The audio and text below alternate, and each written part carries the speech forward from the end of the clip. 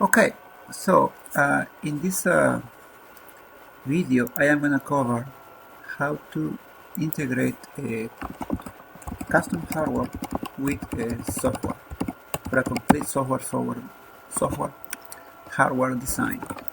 The example I am going to use is the pixel processor. Essentially, I am going to cover the steps as laid out in the tutorial number 3, which you can see here for the pixel processor. Okay, all these files are available in the website of the tutorial. Okay, so these are the files that make up the entire interface, or at least the files that we need to do that. So how are we going to proceed? Well, the tutorial specifies that you have to first open a Vivado project, but let me tell you how this is going to work. So I already have all the files that I need for this component, which is I call it a pixel processor, but it's essentially just a simple combinational circuit with 32-bit inputs and 32-bit outputs. Okay, so what are the steps to design a hardware software design? The first thing is to create what we call the peripheral. The peripheral, the AXI4-Lite Peripheral, is just the pixel processor and a AXI4-Lite interface. In that case, as you can see here, the pixel processor is actually only this part right here. Let me show it to you. This part is the system that you have, let's say, designed and it's working, and the peripheral is everything else, right? Everything else. That's the the interface is everything else. Sorry, this is the interface. Okay, and the peripheral will be everything, right? The entire thing, entire design with the ISO. Okay, so that would be this would be the peripheral. Okay. Okay, keep that in mind, please. So once we have the peripheral ready, we can complete the second part, which is the integrate the AXI4-Lite Peripheral in the PSoC, right? And by the way, we have already done that. This is the, if you remember, the tutorial number 2. Or for those of you in the class EC5736 in the summer, this is kind of like your lab 1, the part number 2. So you already know this. And to be fair, this portion here is actually very simple, it's very mechanical. There is not much thinking on it. The really important part is the first part, how to create the peripheral. Okay, so what is the peripheral again? It's right here, right? It is your circuit, right? Which could be as simple as this one and the surrounding interface, right? Which together, everything together makes up the AXI4-Lite Peripheral. Okay, so let's get started. So the first thing we gotta do, according to the tutorial, is to open a new project. Okay, so I am going to place my project right here. I selected a particular folder and I am gonna here, see, I'm gonna call it my AXI-Lite, for example. That is just a name that I selected. So here I'm gonna go create new project, and on this folder, of course, I'm gonna create this project, my AXI-Lite. There you go. Make sure, of course, that it is a VHDL project, and then when you get to the boards, you scroll down all the way to the ZYBO, either the ZYBO or the ZYBO Z7, whichever is the one that you are using. I'm going to select here the ZYBO Z7-10, next, and then finish. Okay, to create a brand new project. Okay, but to be fair, I am right now creating the project for the entire integration. Okay, but before I integrate, I am going to first create the peripheral, and you will see in a moment how I will actually, it will open a brand new project. Okay, so let us create the peripheral. And like I said, I am just following the steps of the tutorial number 3 for the pixel processor. I'm going to do all of these steps right here.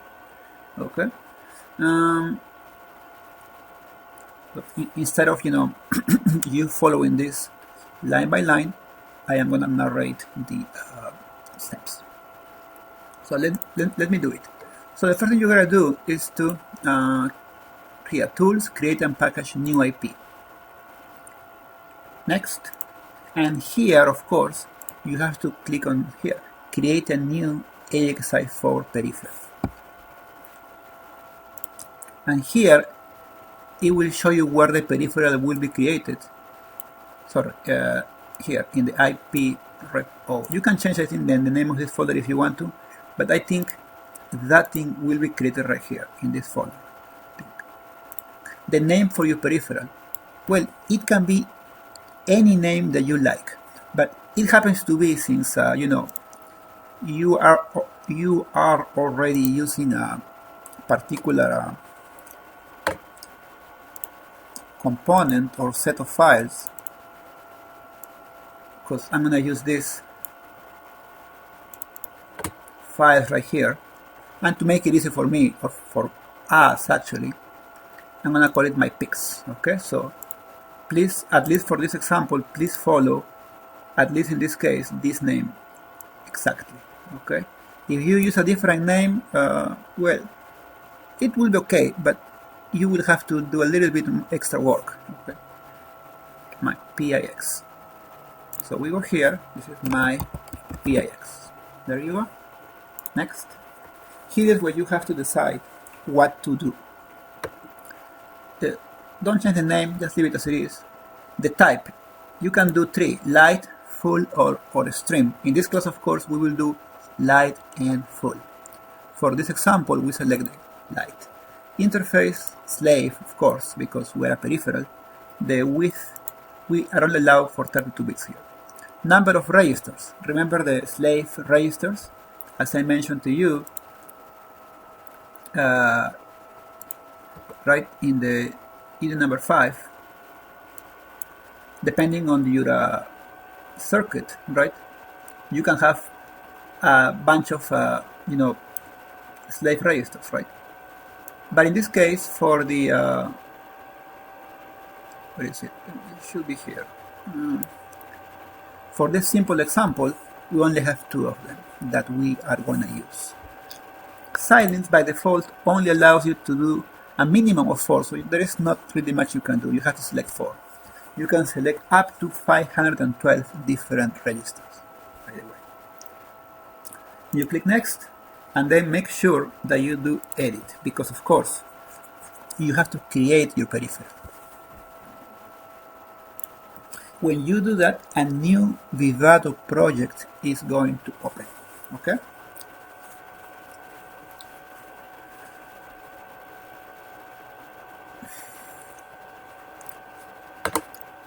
And this part, by the way, it's very important. I need you to pay attention to this. It is, if you get it once, I mean, we won't have to do this again. So it will create a peripheral with 4 different slave registers. Okay.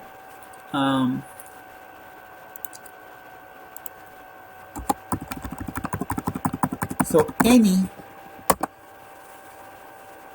AXI4-Lite peripheral, Silence will create it. So Silence will create a generic template for 4.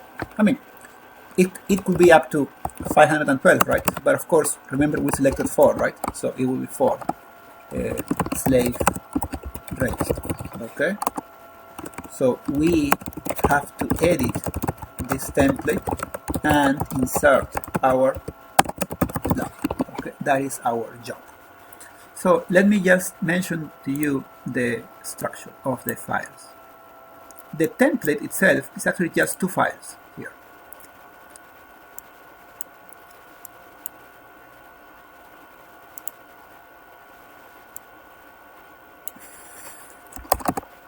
In this particular case, it's always the name of the peripheral, right? And then it's, I think it's underscore version 1.0.phd. That's the top file, and then it's the same name of the peripheral, and then is the, I think it's version 1 underscore s00.c.phd. In our case, of course, the name is gonna be just a moment here.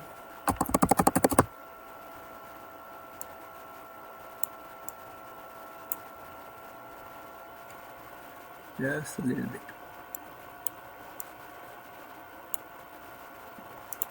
The name is gonna be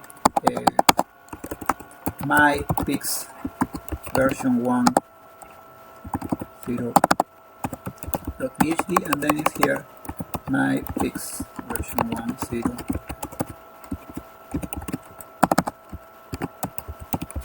What is this? This is the top file.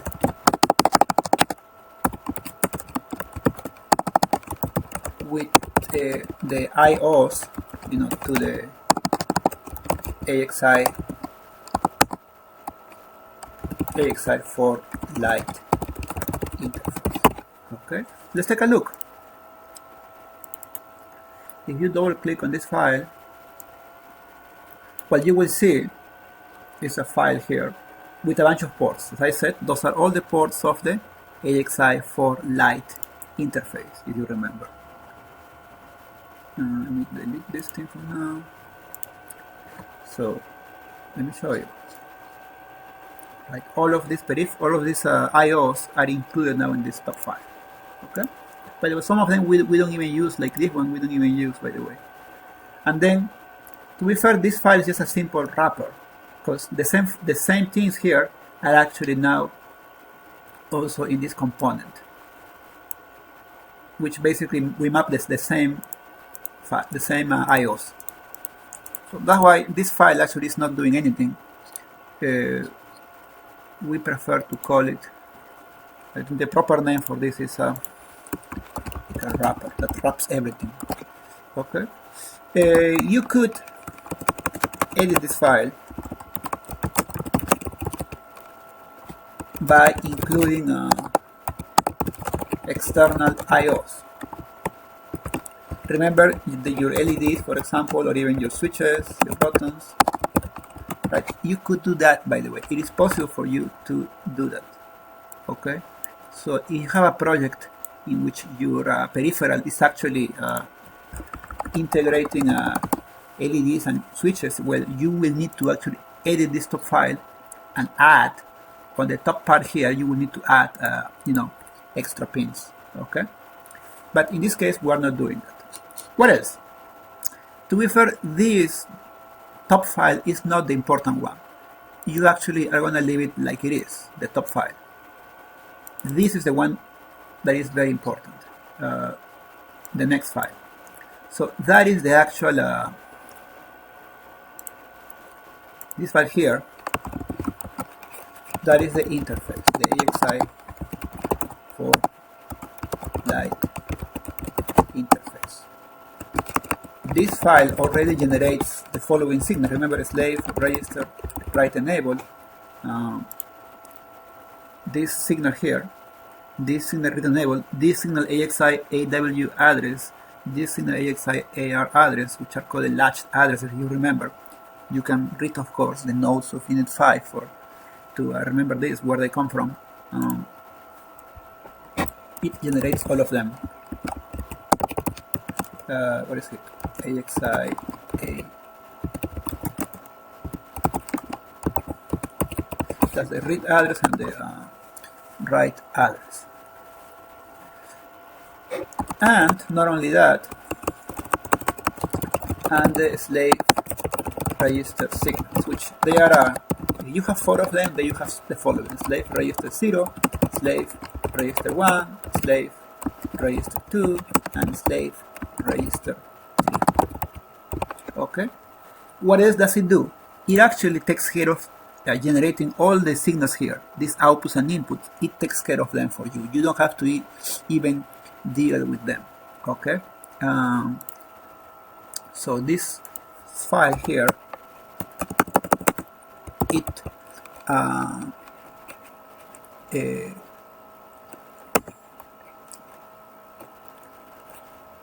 connects, or it handles, I think handles the better term, the AXI IO signals correctly. It already does that for you. Okay, so what is your job? Your job is to integrate your peripheral to these signals. Okay, it's kind of like you have to interface to the interface. That's what you have to do. So take a look at this, for example. So you remember this figure, right? The whole thing is the peripheral.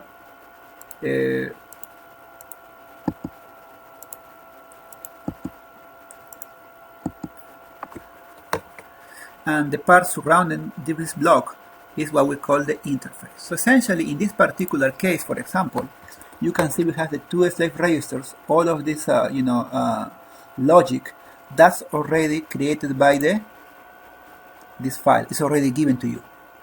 Your job is to connect this guy, potentially this guy,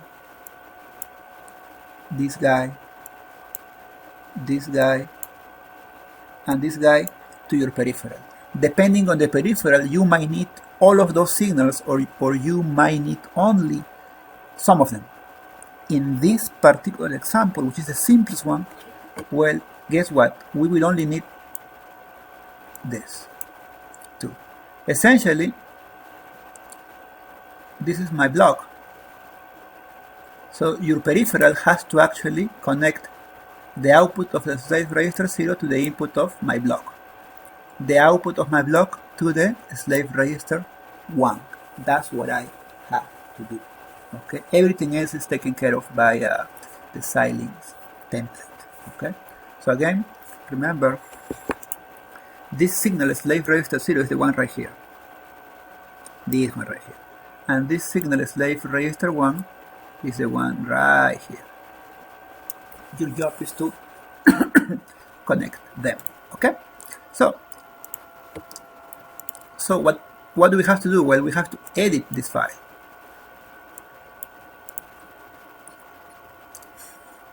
There's a lot that we need to do here. So let me just try to do it slowly. So in the files that you have, that you can download, right? I already have these two. The top file that I didn't change, and actually this file here, this tiny little file that I have not even touched. You know, this is actually, sorry, that I have edited, to be fair. This is the file that I have edited. So, I mean, as the tutorial says, by the way, what's happening is that I can just copy and paste and replace these two, right, and keep moving. But since we're doing this for the first time, let us edit these files on our own. Okay, so this is what we're gonna do. Let me point it out here.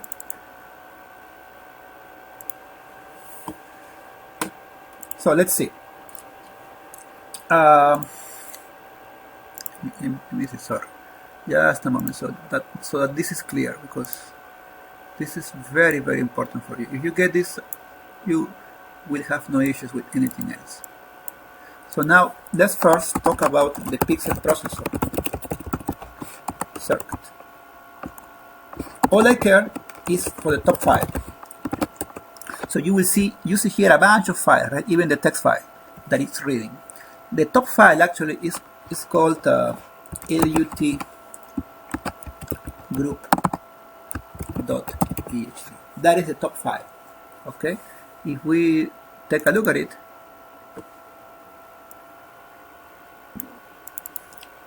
has a bunch of parameters and only, some inputs and some outputs, because it's a purely combinational circuit. So don't worry about that for now. So what do we have to do?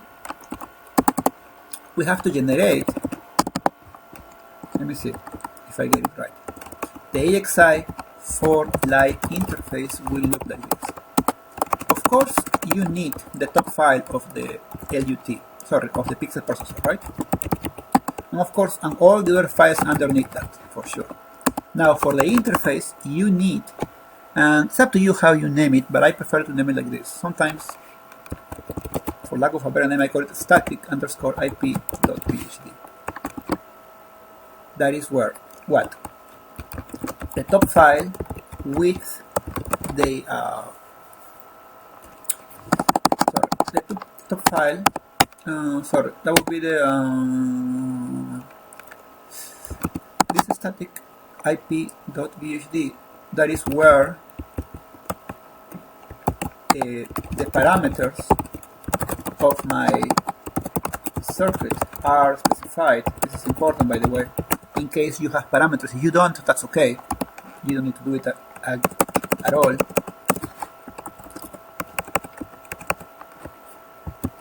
And the connection to the slave register signals is made. What are those signals? As I explained to you, it can be the following: slave register write enable. Sometimes it can be, but you will see that we will barely use it.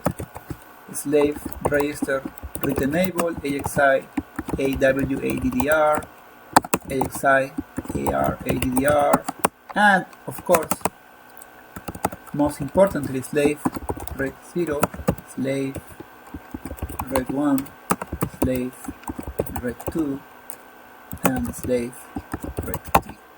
Okay, that's where this is. That's what this file is. The file on top of it that we have to create. Let me see. Let's open that file. Again, look at this. It is mapping this component, right, with the proper parameters, and of course it's also mapping this component. To be fair, there is not much here to say. It's just in this case it behaves more as a wrapper, I say, and even these are not correct. They should be 8 to be fair. But I will show you that in a moment, okay? Because the input data should be 32 bits and the output data should be 32 bits, okay? But in theory, you should actually, on the file directly above it, you should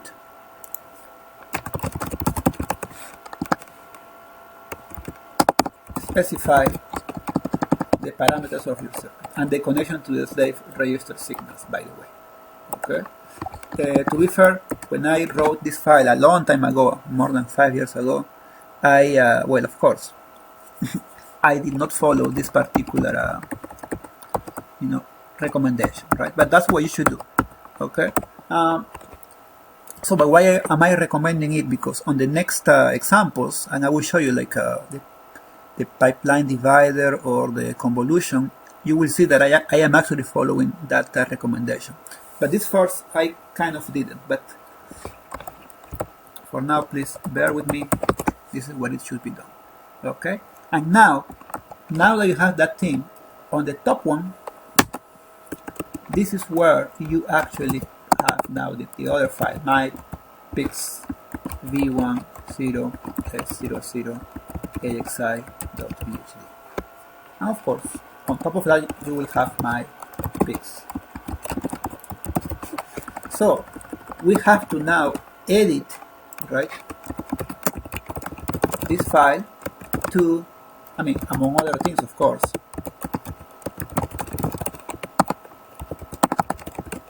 add static ip.phd. Okay, so let's try to do that. The problem is, I didn't do it here because it happens to be that this example is so trivial that we did not need to do that at all. Okay, there was no reason for us to do this. But then I discovered that this is probably a a good recommendation for any design, even this one. Okay, so again, you have your top file, and then on top of it you have to have a file where you connect to the slave register signals. The reason is that, again, sorry, I keep repeating myself. The reason you don't see a slave register here, a slave register write enable, is because look at this. This block doesn't use this signal, slave register write enable. It only uses these two IOs. So that's why, you know, looks kind of weird. Okay. So let's do it then. Let's try to edit this file. Okay. But remember, what did I say about that file? We have to indicate which registers we want to use. 0, 1, 2, and 3. And remember, we are only using two registers, right? 0 and 1. Okay, so let's do that then. So I am going to go to this project, and I am going to edit this file.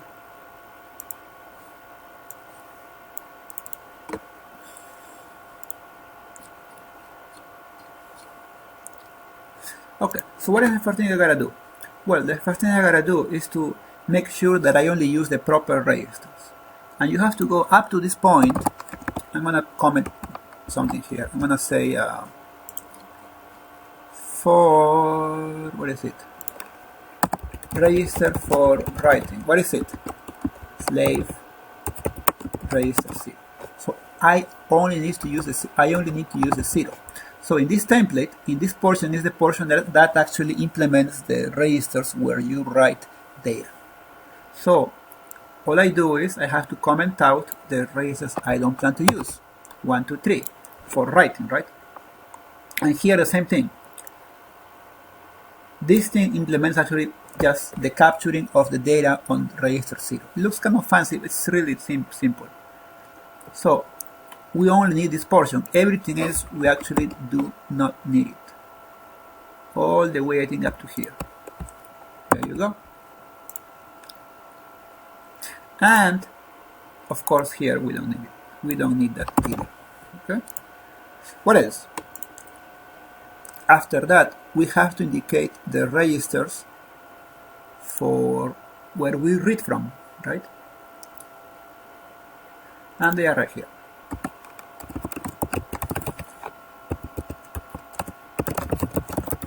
What are they? 1, 2, and 3. Sorry, only 1, right? So those of you who know this, I mean, you have a process, right? You only use the signals that you are gonna need, right? So here we're gonna eliminate the slave register 3, slave register 2, and slave register 0. Oops. There you go. And what about here? This implements again the capturing of data onto register 1. So we only need the part that corresponds to register number 1. So remember, this is the very important part that you need to do all the time. Okay. So once you do that, now you have the signals you want to work with. And now you see here at the end, that is where you put your logic. Okay. As you remember, I'm gonna code it like this. It was a static IP. And it has a bunch of parameters. Here I have to use the parameters. 4, because there are 4 of them. NI, number of input bits 8. NO, number of output bits 8. That's why we have 32 input bits and 32 output bits. This is something that actually I'm not going to explain now. No, now it's not really relevant to explain, by the way. It's just a parameter to optimize the LUT formation. The format, the input data, what is it connected to? To the slave register 0. You see, this is the important part. The output data, it is connected to slave register 1. Okay, like I said, you could have implemented the whole operation right here. Okay, the whole these whole connections, as you can see here, they are actually implemented on this file. But since they are so simple, right? I mean, we only need a simple port mapping. But in other cases, you will see that you will need more, like a state machine and some extra register, maybe some multiplexers here and there. Okay. Okay, so now let's see. Oh yeah. So there is a problem. Remember, if you are using a component, right, you have to declare it, of course, in the architecture, right? So I am gonna go to the architecture. I guess I can do it right here and add this component. Okay. Okay. Like I said, there are people who prefer to indicate the entire connection between the circuit and the registers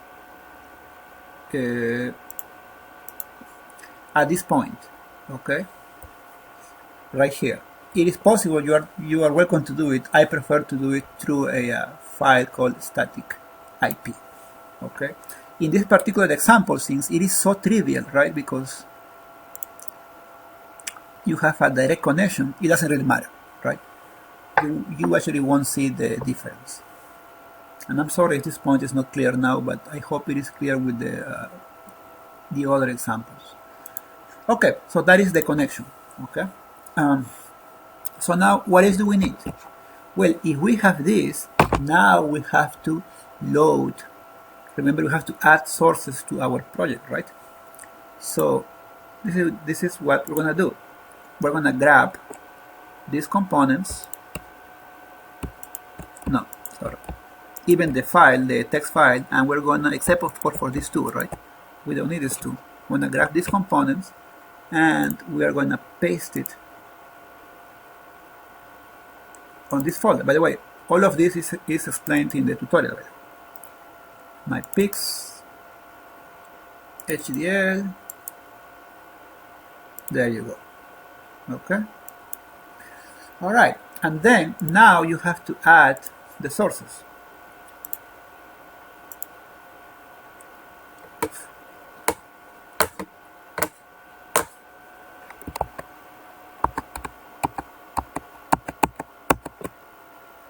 You have to add the sources.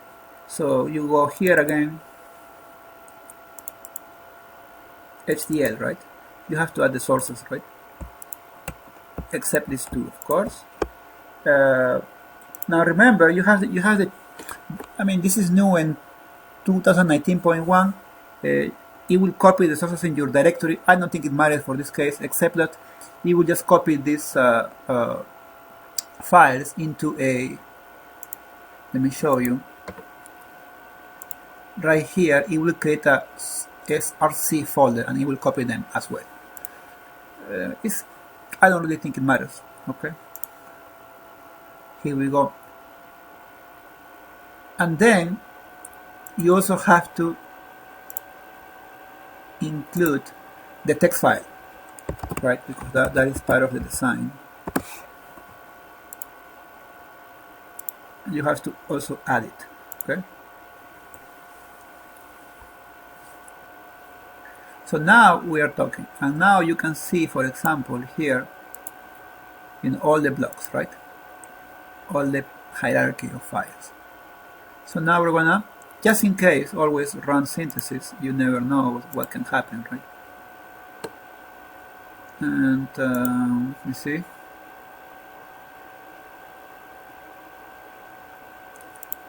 Let me see what the tutorial says. Yeah, you run the synthesis. Of course, we do not need, we will see that later, we do not need to add external ports to our peripheral, okay, because we are not including extra IOs. There is a way to do that, of course, and I think in the examples in this class, I think I do not cover that, but in the sync book tutorial right here, you will see, steps to do that, to add ports to your peripheral if you want to. Okay, like you did in the previous tutorial, by the way. Okay, so now we want to close this, and it's going to take a little while, of course.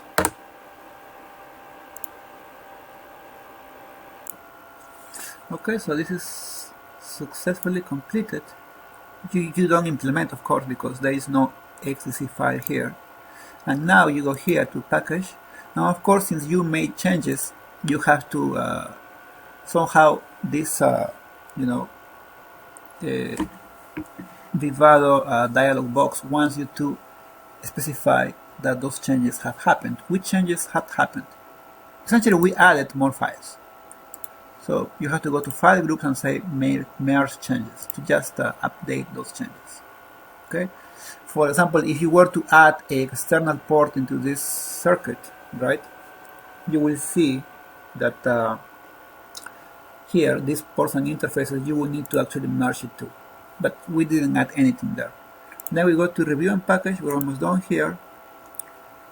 Just make sure, of course, I think, if I am not mistaken, that these three are on and this is off. That's it. That's the only thing. And then you just complete. Make sure to close the project, of course.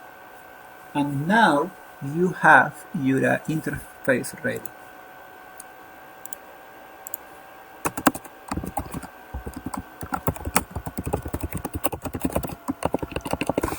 Okay, so now you have it ready.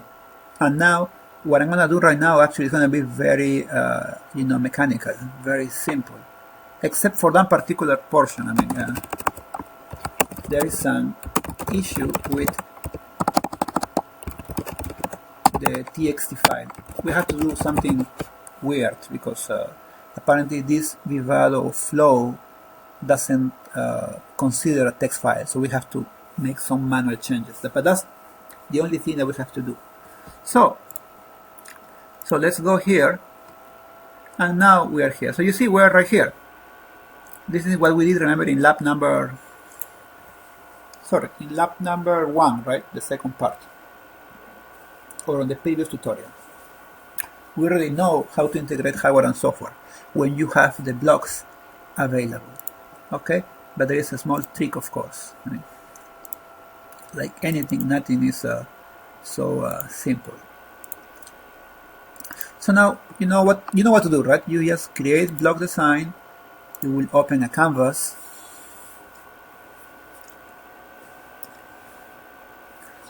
Let's give it a little while.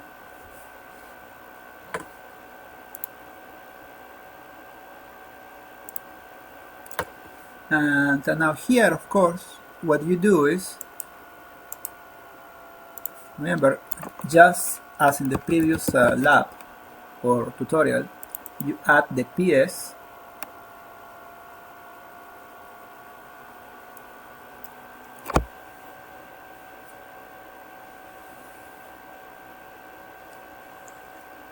and then you're gonna add the PIX. I think it's my PAX.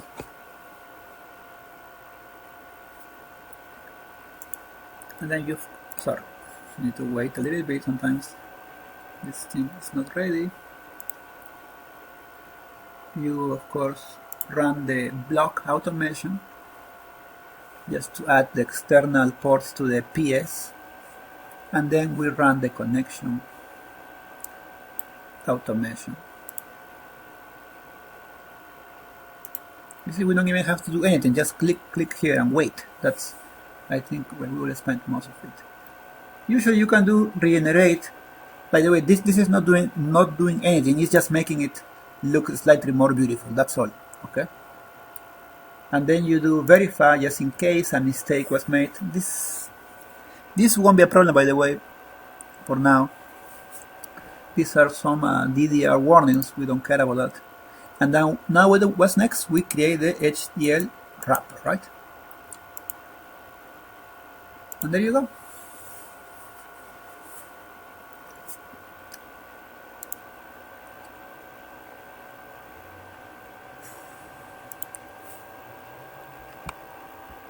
So your project now is here. Remember, this is the repository of your IP that you created of your AXI4-Lite interface. But this is your actual design. Okay? And well, when it creates the wrapper, right, the top file, everything will be included there. But the problem is that now we have to do synthesis, right? All the VHDL files that were in the repository of the AXI4-Lite interface are gonna be copied here during synthesis. But the problem is, and this is the issue, the TXT file, the text file, won't be copied, and the synthesis will issue an error. That's kind of upsetting, right? So well, let's do it.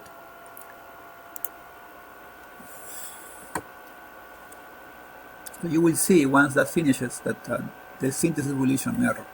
And the problem is that we can't even copy the text file ahead of time. There's no way, because those folders are created during synthesis, and we don't even know in which folder we have to place the text file yet. Okay.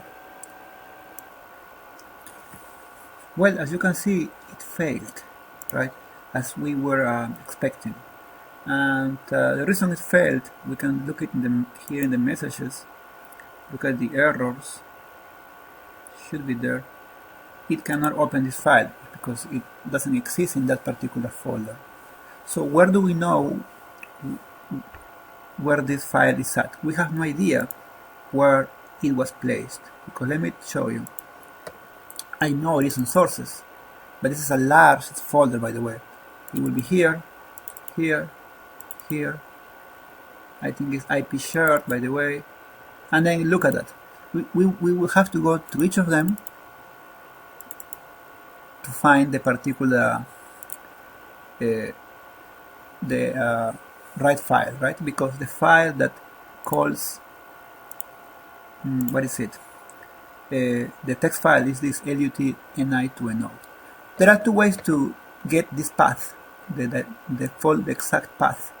One is to open, this, the folder, the project structure, and I think if you go to my pics, well, yeah, it will take a while to open it, but it will show you the folder, the file structure. It's a very large project, of course, but I think it's a good exercise to show you. Look at this. Here is your design. The name of this file, the top file, that is your file, remember? And from here, of course, there are more things on top of it, but what matters is here. There you go. This file is the one that actually is calling for the text file, and this is the location. You see, it's a weird location. IP share 7328 SRC. Okay. A better way to do it is by just clicking on the error itself and open this file right away, and it will show you the actual location. So it's 7328, right? So 7328. But of course, we have to go back here and let me see, to the repository, and we need to copy this particular file into here, sources, 7328, of course. The problem is this thing we don't know. I mean, this is created during synthesis, so we have to is it HDL? No, because these two do not use the text file. It's actually here in sources. Okay, you have to know also where it is, by the way. Okay, it has to be exactly on the same folder where the VHDL file that calls up for that file is at, and you place it there. Okay. Now you might think this. I mean, this is, by the way, very weird and very inconvenient, by the way, and you might think that you might not need to use a text file, but for many of you who have taken classes with me before, you will see that this is not uncommon at all to have a VHDL file that uses a text file, to I guess read constants, for example. Okay. After that, we can go back here and just we can run everything again. Of course, since I know this is going to work. I'm going to just directly go to generate bitstream. It will take a long while, of course, to do all of them, but I'm sure that this time it will complete. Okay, so this is the only part that is kind of weird that we have to take care of. Everything is actually pretty simple. Okay, it's pretty straightforward. So after this, after the bitstream, we're gonna run the software application for which we already have a file to run. Okay, so once you create this, once you synthesize this, the SDK, the software application, actually will create drivers for all of the peripherals, including yours, by the way. It will create a set of functions for your peripheral, so you can actually read and write on your peripheral. And as if you've been looking at the notes, what is the AXI4-Lite interface? All we do is what? We read and write onto registers, right? Actually, let me put it this way: the software routine reads and writes onto registers. That's all. Actually, that's all we're doing. And as you might have heard this term, but most interfaces work like this, right? They are actually register-based interface. Okay. So in this particular interface, we write data on register 0, and we retrieve or read data from register 1, and that's all that we have to do. Okay, once this is complete. Okay. So let it complete first, and then we will continue. Okay, and it completed, and now, of course, we are almost ready. Remember, what do? You just go here, File, Export the hardware to the software project, and then you need to launch the SDK. Okay. And as the instructions suggest, you have to use this file. Of course, that is available, of course, from the zip file that you can download. You have to go to the embedded system for PSoC's tutorial website to download the zip file. That includes this zip file as well. In my case, I already know what it is. Let me see if I got it right. I have it here, by the way. I might just preventively copy it. I'm going to place it somewhere. So a new SDK folder is opened, and well, this step is going to be, by the way, very straightforward. There's not many surprises here. Okay, and here we have it. Okay, so what do we have to do? We have to create a project called you can call it whatever you like, but I decided to call it a PAX test, and that will be a blank project. And here we go. Okay, as you can see here in this tutorial, there is this instruction here. I think it used to be that you had to add the drivers manually, right? But not anymore. I think you are fine now. You don't need to do it anymore. That's why I think I put it in like a shaded, like in gray. I have a feeling. I think you don't need to do this anymore, by the way. Okay, you directly create a new application. Okay, and then, like we did before, we're gonna manually copy the particular file onto the source folder. So we have to go to the SDK folder, Fix test, source, and then paste. Okay, and this part again might take a while.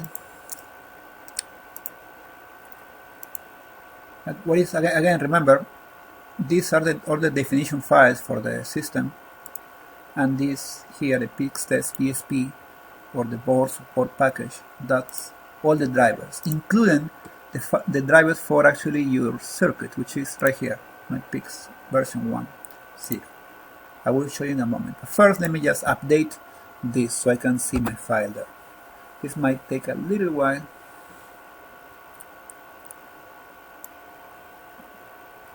Okay, so now we have this file here. When I open it, and no, it's just a simple test. I think since we have let me see, since we have 8 input LUTs, we are feeding the same. If you have 32, we feed the same 8 bits to each one. That's how we're gonna do it. Okay.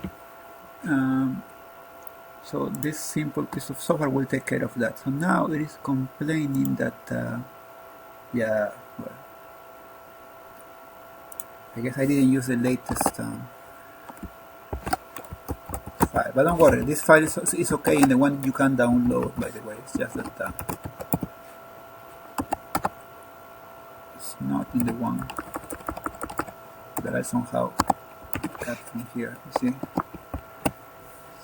So yeah, okay, let me explain to you what happens here. So if you go to the sources here of my Pix, you will go into this file and it will show you the drivers, which are essentially the following. You can write onto my Pix on a particular register. You need to, of course, have the base address of your peripheral, the register offset, which is essentially the number of the register and the data. But this is just a simple, I guess, mnemonic for an actual I/O function, which is this XIL out 32. This function works all the time, regardless. It's the same. You indicate the address and then the offset. Okay, but because of that, sorry, we have that for write and for read. Okay, so those are essentially the drivers.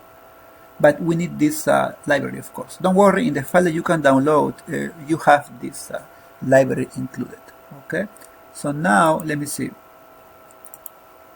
Let me try again. Let me see if I can put it here. Let me see if I can build this project.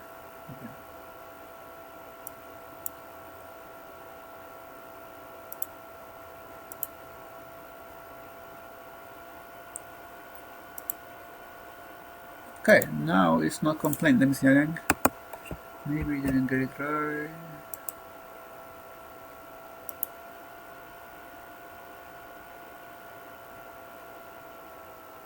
Okay, yeah, apparently it seems as if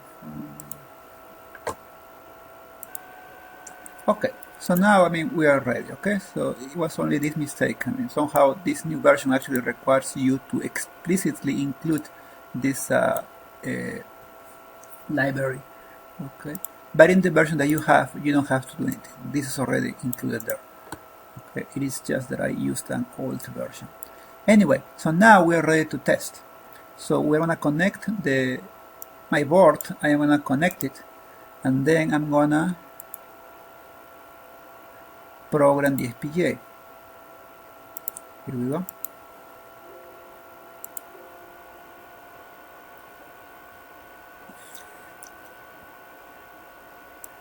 Now it's ready. Like I said, this thing is actually running this, is writing on what? On what is my Pix base? That is the address that is given by the microprocessor system to my peripheral. And that is actually this number. I think it's, let me see if I got it right. Should be 43C00000. That's the address. Okay? 0, that's the register 0. Okay? Now be careful here, right? Let me just show you. 0 is register 0. I think I explained to you this before. 4 is actually register 1, 8 is register 2, and 12 is register 3. Okay, that's how this works. By the way, be careful with that. Okay, remember, we do it like this because each register has 32 bits, and the address, each address actually is pointing to a specific byte. That's why we go 4 by 4. Okay, so we write on register 0, we write a value here that keeps changing all the time, and then we read, right, from the same register, and then we printf, we print the value out, okay, all the time. We should do it like 256 times, right, to test out all the possible cases. So now that the FPGA is programmed, we're gonna open the terminal, and I think the port should be contained. Now we're ready. We go here now, and now we're gonna load the software on it, and hopefully this is gonna work. Let's see.